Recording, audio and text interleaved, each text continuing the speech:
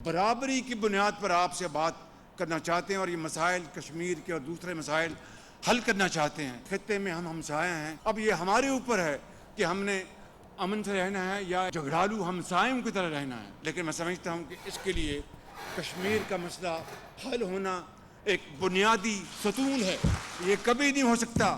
کشمیریوں کا خون رائے گاہ نہیں جانے دیا جائے گا، کشمیریوں کو ان کا حق ملے گا۔ امن کی گیم، شہباز نے گیند مودی کے کورٹ میں ڈال دی۔ لندن میں اوورسیز کنونشن سے خطاب میں کہا، کشمیر کے بغیر بھارت سے کوئی بات نہیں ہو سکتی۔ بھارت کو فیصلہ کرنا ہوگا امن سے رہنا ہے یا جھگڑالو ہمسایہ بن کر۔ بھارت کے ساتھ برابری کی سطح پر بات چیت کے لیے تیار ہیں۔ مزید بولے، پاکستان نے دشمن کو وہ سبق سکھایا زندگی بھر یاد رکھے گا۔ پاکستان غزہ میں امن چاہتا ہے، مسلم دنیا کو اپنا لوہا منوانا چاہیے۔ غزہ میں ہزاروں فلسطینی شہید ہو چکے، ترسیلات زر کے بغیر معیشت آگے نہیں بڑھ سکتی۔ تارکین وطن نے $38.5 ارب بھجوائے۔ اوورسیز پاکستانی دیار غیر میں وطن کے ہیروز ہیں۔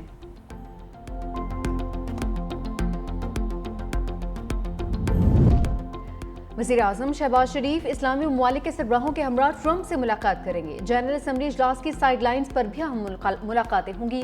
ترجمان دفتر خارجہ کے مطابق وزیر اعظم شہباز شریف 22 سے 26 ستمبر جنرل اسمبلی اجلاس میں شرکت کریں گے۔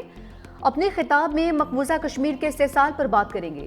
عالمی برادری کی توجہ غزہ میں جاری اسرائیلی بربریت کی جانب دلائیں گے۔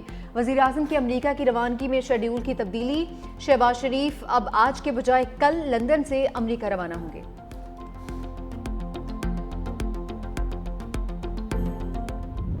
اہل غزہ کے شہیدوں کا خون رنگ لے آیا، فلسطین کے مظلوموں کی آواز سنی گئی۔ برطانیہ، آسٹریلیا اور کینیڈا نے فلسطین کو تسلیم کر لیا۔ برطانوی وزیر اعظم کیئر سٹارمر نے اپنے پیغام میں کہا کہ اسرائیلی اقدامات سے دو ریاستی امن کا منصوبہ خطرے کا شکار ہے۔ برطانیہ نے دو ریاستی حل کے امکان کو زندہ رکھنے کے لیے یہ اقدام اٹھایا۔ کینیڈا کے وزیر اعظم مارک کارنی نے کہا کہ اسرائیلی حکومت فلسطینی ریاست کے قیام میں رکاوٹ ہے۔ آسٹریلوی وزیر اعظم اینتھونی البانیز بولے، فلسطینی عوام کی جائز اور درینہ ریاستی خواہشات کو تسلیم کرتے ہیں۔ دو ریاستی حل ہی پائیدار امن اور سلامتی کا واحد راستہ ہے۔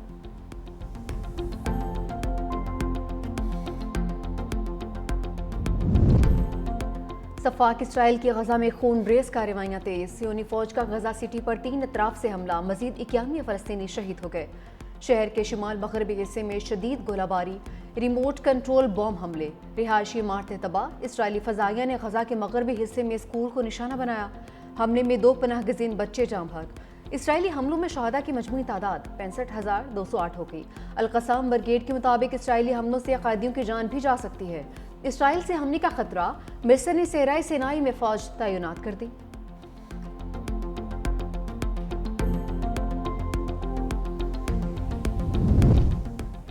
ڈی آئی جی کراچی میں فورسز کا آپریشن، 7 خارجی ٹھکانے لگا دیے۔ بھارتی سپانسرڈ دہشت گردوں کے خلاف کامیابی سے آپریشن۔ ISPR کے مطابق بھارتی سپانسرڈ دہشت گردوں کے خلاف کامیابی سے آپریشن کیا گیا۔ ہلاک ہونے والوں میں 3 افغان خوارج اور 2 خودکش بمبار بھی شامل۔ ISPR کا کہنا ہے، امید ہے افغان حکومت اپنی سرزمین پاکستان کے خلاف استعمال نہیں ہونے دے گی۔ وزیر داخلہ محسن نقوی کا کامیاب آپریشن پر سیکیورٹی فورسز کو خراج تحسین۔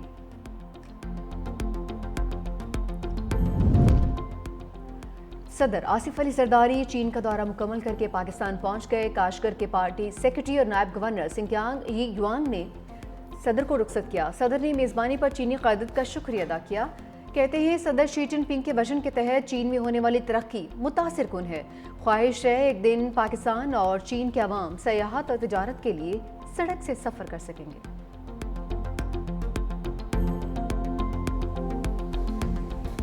آپ نے آپ سے کئی گنا بڑے دشمن کو زیر کیا، جو کہ کلیم کرتا تھا کہ وہ نیٹ سیکیورٹی پرووائیڈر ہے، وہ اس خطے کا وہ چیمپئن ہے۔ That myth is buried on 10th of May.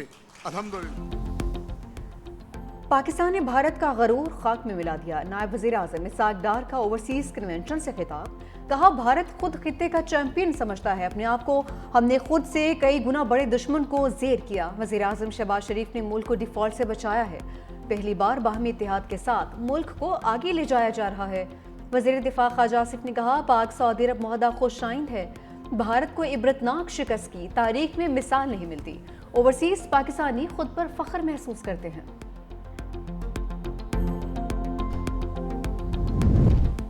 بانی پی ٹی آئی نے تحائف توشہ خانہ میں جمع کروانے سے روکا. توشہ خانہ 2 کیس میں بانی پی ٹی آئی کے سابق ملٹری سیکرٹری کا بیان سامنے آ گیا. بریگیڈیئر ریٹائرڈ محمد احمد عدالت کے روبرو بیان ریکارڈ کروا چکے. کہا کہ بانی اور بشرا بی بی نے سعودی ولیعہد کے تحائف توشہ خانے میں جمع نہ کروانے کی ہدایت کی. جیولری سیٹ، اود کی بوتلیں، زیتون کا تیل، کھجور اور ایک کتاب بھی شامل تھی. تمام تحائف کی سرکاری پروٹوکول کے مطابق تصاویر بنائی گئیں. نیب اور ایف آئی اے کے سامنے اپنا بیان بھی ریکارڈ کروا چکا ہوں. بلغاری جیولری سیٹ کی اصل مالیت 7.5 کروڑ تھی. بانی پی ٹی آئی نے پرائیویٹ اپریزر سے سیٹ کی قیمت 59 لاکھ روپے لگوائی. صرف 29 لاکھ روپے سرکاری خزانے میں جمع کروائے. پاک سعودیہ دفاعی معاہدے پر بھارت میں صف ماتم بچھ گئی. وزیر اعظم آزاد کشمیر چودھری انوار الحق کا راولہ کوٹ میں مار کے حق جلسے سے خطاب. کہا مسلح افواج نے بھارت کو آپریشن سندور کی ناکامی سے دوچار کیا. بھارت نے دوبارہ جارحیت کا سوچا تو پہلے سے زیادہ سخت جواب دیا جائے گا. متحد ہو کر دشمن کے ناپاک عزائم کو ناکام بنائیں گے.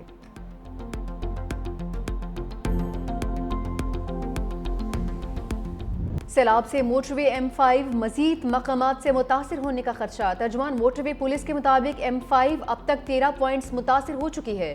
مزید 5 مقامات پر متاثر ہونے کا خدشہ. جلال پور پیروالا کے مقام پر 6 لین دریائے ستلج کے سیلابی ریلے میں بہہ گئیں. شگاف کے باعث ملتان انٹرچینج نویں روز بھی بند. شگاف کو پتھر ڈال کر بڑھنے سے روکنے کی کوششیں. متاثرہ سوئی گیس پائپ لائن کی مرمت کا کام جاری. موٹر وے پولیس کے مطابق ٹریفک کو متبادل راستوں سے گزارا جا رہا ہے. ملتان سے سکھر متبادل راستے سے سفر کر سکتے ہیں. شاہ شمس انٹرچینج سے قومی شاہراہ کی طرف ٹریفک جا سکتی ہے. اوٹ شریف سے انٹرچینج سے دوبارہ موٹر وے M5 پر سفر کر سکتے ہیں.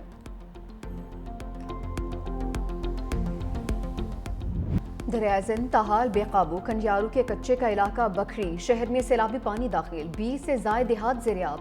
پانی کی سطح بلند ہونے سے اہل علاقہ کی نقل مکانی. تل، کپاس، لیمو کی فصل متاثر. علاقے میں پرائمری اور مڈل سکول بھی لپیٹ میں آ گئے. خیرپور میں سیلابی پانی میں بہہ کر ایک بچی جاں بحق. 3 روز کے دوران سیلاب کے باعث 3 افراد موت کی آغوش میں جا چکے. سیہون میں 3 بڑی یونین کونسلز اور 2 دیہات پانی کی لپیٹ میں. نواب شاہ کے مقام پر درمیانے درجے کی سیلابی صورتحال برقرار. ریسکیو ٹیم کی مدد سے متاثرین کی منتقلی کا عمل جاری. نڈیرو میں سیلاب سے متاثرہ علاقوں میں میڈیکل کیمپ.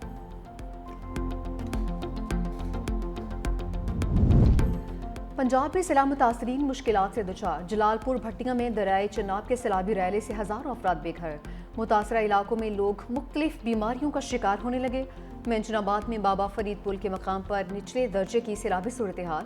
15 سے زائد دیہات کے ارد گرد سیلابی پانی موجود. زمینی راستے تاحال منقطع.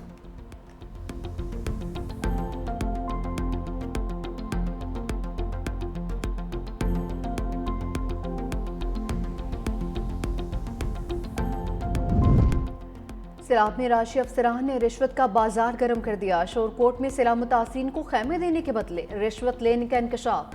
ہسوالی نواپورہ میں پٹواری نے خیمے دینے کے لیے رقم وصول کی. متاثرین کا اسسٹنٹ کمشنر آفس کے باہر احتجاج. پٹواری کو معطل کر کے قانونی کارروائی کا آغاز.